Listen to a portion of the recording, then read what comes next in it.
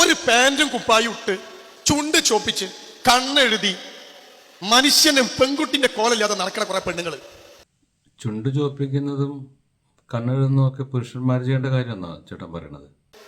ഇനി ആൺകുട്ടിന്റെ കാര്യം പറയുകയാണെങ്കിലോ, നമ്മുടെ വീട്ടിന്റെ അകത്ത് ഉമ്മയും മക്കളും തമ്മിൽ രണ്ട് കാര്യങ്ങൾക്ക് പ്രശ്നം ഉണ്ടാവുക. ഇതിനകത്ത് വേറെ പല കാര്യങ്ങൾക്കും പ്രശ്നം ഉണ്ടാവും. ഈ ഭക്ഷണം ഒക്കെ ഇല്ലാത്തടത്ത് അതിൻ്റെയും പ്രശ്നങ്ങൾ ഉണ്ടാവും. ചേട്ടന് എന്താ രണ്ട് കാര്യങ്ങൾ? ഒന്ന് നിസ്കാരം, രണ്ട് മുടി. മുടി വീട്ടിലെങ്ങനെയാ പ്രശ്നമാവുന്നത്? ഭക്ഷണത്തിലൊക്കെ മുടി വീണാനുള്ള പ്രശ്നമാണോ ചേട്ടൻ പറയുന്നത്?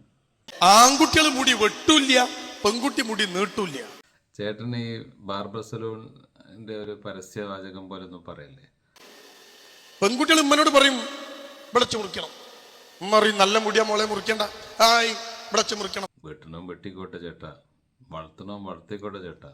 ആൺകുട്ടി എന്താ പറയാ, ഞാൻ മുടി വെട്ടൂല്ല. നേരെ ചേട്ടാ, ഇപ്പോഴും നിങ്ങൾ നോക്കുന്നത് കുട്ടികളുടെ തലയിലെ മുടിയിലേക്കാണ്. നിങ്ങളെ കുട്ടിയുടെ തലയുടെ ഉള്ളിലൊരു സാധനമുണ്ട്, അതിലേക്ക് നോക്ക്. അതിനകത്തുള്ളത് വികസിപ്പിക്കാൻ വല്ല മാർഗമുണ്ടെന്നോ? ഇനിയോ ബാക്കെന്ന് നോക്കിയാല്, കോളേജിലൊക്കെ പോയിട്ട് ബാക്കെന്ന് നോക്കിയാല് ആണാണോ പെണ്ണാണോ എന്ന് മനസ്സിലാവില്ല. നീ എന്തിനാണ് കോളേജിൽ പോയിട്ട് ബാക്കെന്ന് നോക്കാൻ നിൽക്കുന്നത്? ആളുകളെ ഫ്രണ്ട് നോക്കിയാ പോരെ? ആരാ കൂട്ടരെ നിങ്ങളെ പഠിപ്പിച്ചത് പെണ്ണിന്റെ വസ്ത്രം പാന്റും കുപ്പായെന്ന്? ആരാ കൂട്ടരെ നിങ്ങളെ പഠിപ്പിച്ചത് ആണിന്റെ വസ്ത്രം പാന്റ് കാൽസറായും അതിനകത്തേക്ക് അന്തർ കമീസാക്കിയിട്ടുള്ള ഷർട്ടുമാണെന്ന്? അതാരാ നിങ്ങളെ പഠിപ്പിച്ചത്? ആരാ പഠിപ്പിച്ചേ? അതെ, ആരാ പഠിപ്പിച്ചത്? ആരാണ് നിങ്ങളെ പഠിപ്പിച്ചത് എന്ന് നിങ്ങൾ ഓർക്ക്? അതെ പറ, ആരാണ് നിങ്ങളെ പഠിപ്പിച്ചത് പാന്റ് ഇടാൻ? ആണുങ്ങളൊക്കെ പാന്റ് ഇടാൻ ആരാ നിങ്ങളെ പഠിപ്പിച്ചത്? ആ കുട്ടി പാന്റും കുപ്പായും ഇട്ടിട്ട് ഇറങ്ങിപ്പോകുമ്പോ നിങ്ങൾ ഓർക്കണം, റസൂല് വേശ്യാന്ന് വിളിച്ച പെണ്ണാ പോണത്. ഏത് കാലഘട്ടത്തിലാണ് ചങ്ങാതി ഇതൊക്കെ മനുഷ്യരോട് പറഞ്ഞത്? ഈ കുട്ടികൾ നിങ്ങൾ കളിയാക്കി ചിരിക്കുന്നുണ്ടാവും. പൈസ കൊടുത്ത് വാങ്ങിക്കൊടുക്കുന്ന ബാപ്പ കുളിപ്പ് വേണ്ടേ? അത് ഇടിയിച്ച് കുട്ടികളെ പുറത്തേക്ക് ഇറക്കണം ഉമ്മ കുളിപ്പ് വേണ്ടേ? ഈ കാലഘട്ടത്തിലും കുട്ടികളുടെ വേഷത്തിന്റെ പിന്നാലെ കൂടി അവരെ നേരാക്കാൻ നടക്കുന്ന നിനക്ക് ഉളുപ്പ് വേണ്ടേ? പെൺകുട്ടികളെ കാണാൻ ഒരു പെണ്ണിന്റെ കോലല്ലല്ലോ, നിങ്ങൾ കണ്ടില്ലേ? ഒരു ഭംഗിയുള്ള കുട്ടീനെ കാണൂല. അങ്ങനെ ഉള്ളിൽ കിടക്കുന്നിട്ട് പുറത്തോട്ട് വരട്ടെ. ഇവന് ഭംഗിയുള്ള കുട്ടികളെ കാണണം, ഭംഗിയുള്ള പെൺകുട്ടികളെ കാണണം. അതിന് മാർഗമില്ല. അപ്പോൾ ഭംഗി എന്ന് പറഞ്ഞാൽ ഇങ്ങേരുടെ ഒരു സങ്കല്പമുണ്ട്.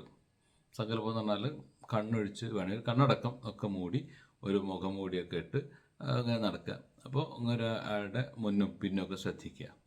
ഈ ഒരു സൗന്ദര്യ സങ്കല്പം മനസ്സിൽ സൂക്ഷിക്കുന്ന കക്ഷിയാണ് പെണ്ണുങ്ങളെ കാണാനൊരു സുന്ദരികളായ കുട്ടികളെ കാണാനില്ലല്ലോ എന്ന് പറയുന്നത്. എന്തോ ഒരു കോലം ആൺകുട്ടിനെ കാണാനാണെങ്കിൽ പെണ്ണിന്റെ കോലം. ഇതൊക്കെ ഇപ്പം പറഞ്ഞാൽ നന്നായി. ആൺകുട്ടികളെ കാണാൻ കോലമില്ല. ആൺകുട്ടികളെ മുടി നീട്ടി വളർത്തിനെ പറ്റിയാണ് ഇപ്പോൾ ഇയാൾ പറഞ്ഞത്. മുഹമ്മദ് നബിയുടെ മുടി തോളിന് താഴെയായിരുന്നു എന്ന് ഹദീസുകളിൽ പറയുന്നുണ്ട്. ഈ ചങ്ങാതി അന്ന് മുഹമ്മദ് നബിനെ കണ്ടിട്ടുണ്ടെങ്കിൽ ഇതേ വർത്താനം പറയും. എന്നിട്ടോ 10ാം ക്ലാസ് കഴിയുന്ന ഒരു ആൺകുട്ടിയോട് നിങ്ങൾ ചോദിച്ചു നോക്ക്, മോനെ നീ +1 +2 ഒക്കെ പഠിച്ചിട്ട് എന്താ പരിപാടി? ഉടനെ ആൺകുട്ടി പറയും പോണം എങ്ങട്ട്, ഒന്നുകിൽ യൂറോപ്പ്, കാനഡ, ഓസ്ട്രേലിയ. ഇജാതി മനുഷ്യന്മാരുടെ എങ്ങനെയെങ്കിലും രക്ഷപ്പെടണമെന്നല്ലേ വിചാരിക്കുള്ളൂ. കുട്ടികളെ അവരുടെ മുടിയും തലയും ഡ്രസ്സും ഒക്കെ നോക്കി വിലയിരുത്തുന്ന, പിന്നിന്ന് കാണുമ്പോൾ ഭംഗിയുണ്ടോ മുന്നിന്ന് കാണുമ്പോൾ ഭംഗിയുണ്ടോ എന്നൊക്കെ അന്വേഷിച്ച് നടക്കുന്ന ഇമാതിരി ഞരമ്പന്മാരുള്ള സ്ഥലത്ത് നിന്ന് രക്ഷപ്പെടാൻ നോക്കും. അത് സ്വാഭാവികം. അല്ലെങ്കിലോ ബാംഗ്ലൂര്, മൈസൂര്.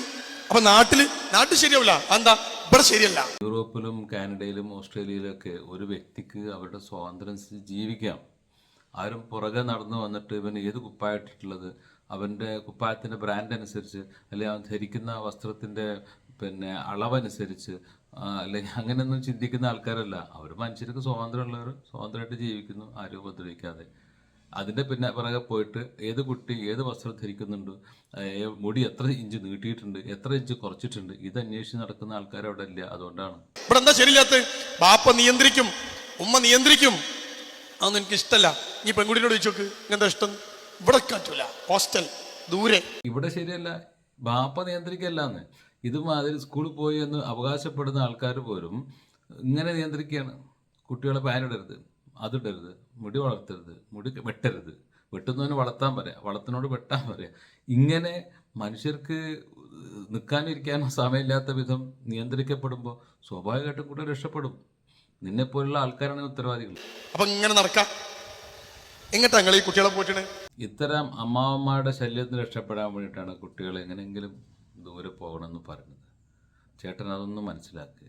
ഈ ഞരമ്പ് രോഗം അവസാനിപ്പിക്കുക.